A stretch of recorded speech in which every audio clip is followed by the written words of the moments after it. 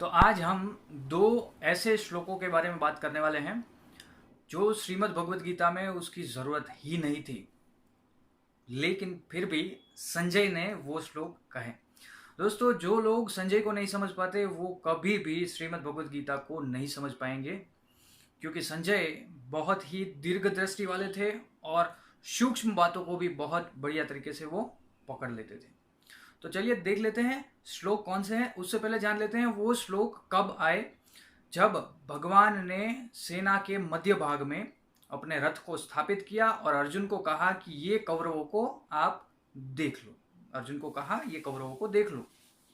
उसके बाद दो श्लोक जो है वो संजय कहते हैं, उसके बाद अर्जुन बोलना शुरू कर देते हैं। तो चलिए वो देख लेते हैं। पहला श्लोक कौन सा है, बहुत ही रोमांचक श्लोक है और क्यों कहा वो भी हम बाद में देखेंगे, लेकिन पहले देख लेते हैं श्लोक क्या है। तो संजय कहते हैं, तत्रा पश्यन् स्थितान् पार्थ पितृनथ पितामहान् आचार्यान् मातुलान् भ्रातु पुत्रान् पौत्र सखिंस्तथा स्वसुरान् स्वदश्चैव सेनायोरु भयोरपि। तो यहाँ पर संजय कहते हैं उसके बाद जो लोग इकट्ठे हुए थे उनको पार्थ ने देखा। और क्या देखा? पितृनथ, पिता के भाई, पितामह, आचार्य, मामा, भाई, पुत्र, पौत्र, मित्र, सखी यानी मित्र, ससुर और सुहृद ऐसे थे जो कोई भी संबंध तो नहीं था उनका, लेकिन फिर भी सात्विकी जैसे वीर भी इसमें थे। तो कृतवर्मा थे। तो यहाँ पर कहने का तात्पर्य यह है, देखिए पार्थ क्यों कहा। सबसे पहले हम नाम को ही पकड़ते हैं कि इस नाम का उच्चारण यहाँ पर क्यों कहा। इसके लिए हमें थोड़ा सा पीछे जाना पड़ेगा। ये है श्लोक नंबर 27, तो हमें श्लोक नंबर 20 पर जाना पड़ेगा, जिसमें संजय का ही कहा हुआ श्लोक है। संजय के श्लोक ही हम लेंगे यहाँ पर, क्योंकि ये संजय ने ही कहा है।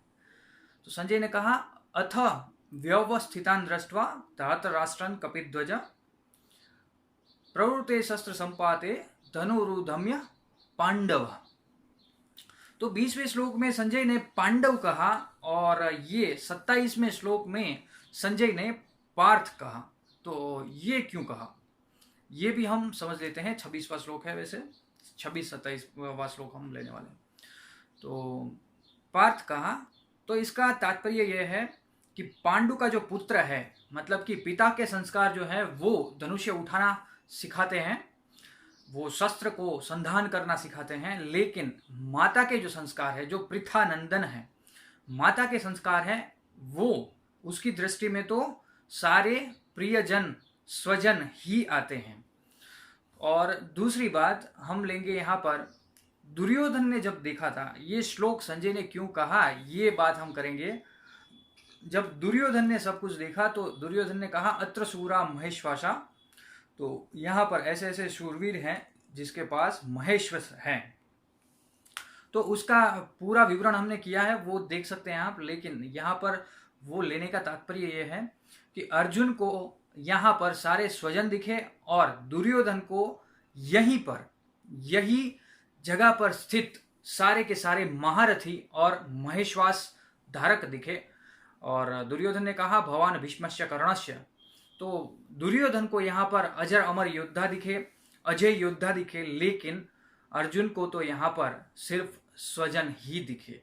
पिता दिखे, पितामह दिखे, ससुर दिखे, मातुल्य यानी कि मामा दिखे, भाई दिखे, पुत्र पौत्र आदि दिखे।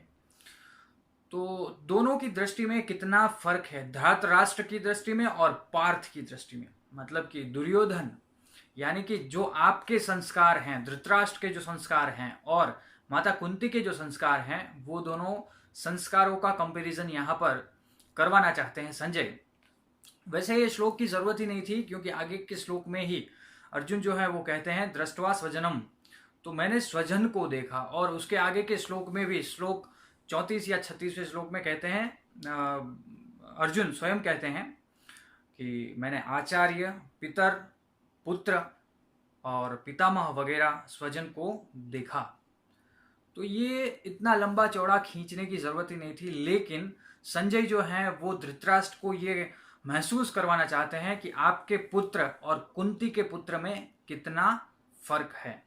उसके बाद ये सारी चीजें तो बता दी। देखिए हम देख लेते हैं सबसे पहले क्या, पितृनाथ।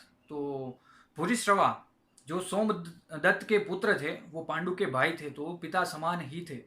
और बाहलिक और पितामह भीष्म ये पितामह के समान ही थे। देवव्रत जो भीष्म का नाम है वो पितामह वो दिखे। उसके बाद क्या दिखे, आचार्य, तो कृपाचार्य और द्रोणाचार्य जैसे आचार्य दिखे। मातुल्य, शकुनी और शैल्य जैसे मामा दिखे। दोनों ही पक्ष में मामा थे, दोनों ही पक्ष में आचार्य भी थे, दोनों ही पक्ष में पितामह भी थे। दोनों ही पक्ष में तो नहीं थे, लेकिन जो सामने वाले पक्ष में योद्धा नहीं दिखे अर्जुन को, वहां पर स्वजन दिखे। उसके बाद कहते हैं भाई, तो भाई भी थे, भाई दिखे। दुर्योधन में भी भाई दिखा और भीम में भी भाई दिखा। ऐसा दुर्योधन जिसने पांडवों का अपमान किया था, और ऐसा भीम जिसने सारे के सारे कौरवों को मारने की प्रतिज्ञा ली थी। दोनों में ही भाई दिखे। उसके बाद पुत्र दिखे, तो पुत्र अभिमन्यु, पुत्र थे लक्ष्मण। लक्ष्मण जो थे वो दुर्योधन के पुत्र थे, तो वो दोनों ही भागों में पुत्र भी दिखे। पौत्र दिखे, लक्ष्मण आदि के पौत्र, उसके भी बेटे थे, लक्ष्मण के बेटे भी ये युद्ध में शामिल थे, तो वो भी देखे। और फिर देखते हैं ससुर, तो द्रुपद और शैब्य जैसे ससुर भी दिखे। सुहद दिखे, तो इसमें श्रुतकर्म कृतवर्मा और सात्यकी ऐसे सुहद भी दिखे, जिनका कोई संबंध तो नहीं था लेकिन फिर भी ये युद्ध में भाग लिया था। और सामने दुर्योधन को क्या दिखता है, ऐसे योद्धा दिखते हैं जो अपने प्राण भी न्योछावर कर सकते हैं ये युद्ध में दुर्योधन को जिताने के लिए। तो यहीं पर देखते हैं कि इसके पहले के श्लोकों में ही अर्जुन ने कहा कि कैसे दुष्ट बुद्धि दुर्योधन जो है उसका हित इच्छने वाले कौन कौन हैं ये युद्ध में, वो मैं देख लेता हूँ। तो ये सारा कुछ दिखा, और गात्र जो है, इंद्रियां जो है वो शिथिल पड़ गई। आगे के श्लोक में अर्जुन कहेंगे कि कैसे मेरी इंद्रियां शिथिल पड़ गई। तो इसके बाद संजय क्या कहते हैं वो भी देख लेते हैं। वैसे ये श्लोक भी जरूरी नहीं था, लेकिन फिर भी याद दिलाने के लिए, बार बार धृतराष्ट्र को याद दिलाने के लिए कि ये युद्ध आपकी वजह से ही हो रहा है। तो आगे का श्लोक भी देख लेते हैं इसी एपिसोड में, इसी वीडियो में।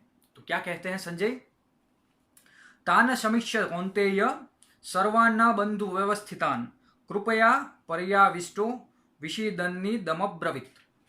तो ये सामने जैसे ही बांधवों को देखा, अपने परिजनों को देखा, अपने संबंधियों को देखा, तो कृपयाविष्ट मतलब कि करुणा से अर्जुन का हृदय जो है, कौन्तेय का हृदय जो है वो करुणा से भर गया। क्यों भर गया, क्योंकि किसी को भी मारा, कोई भी पक्ष जीता, नुकसान तो हमारा ही है। हमारे ही परिजन, हमारे ही स्वजन, हमारे ही बंधु बांधव इस युद्ध में मरने वाले हैं।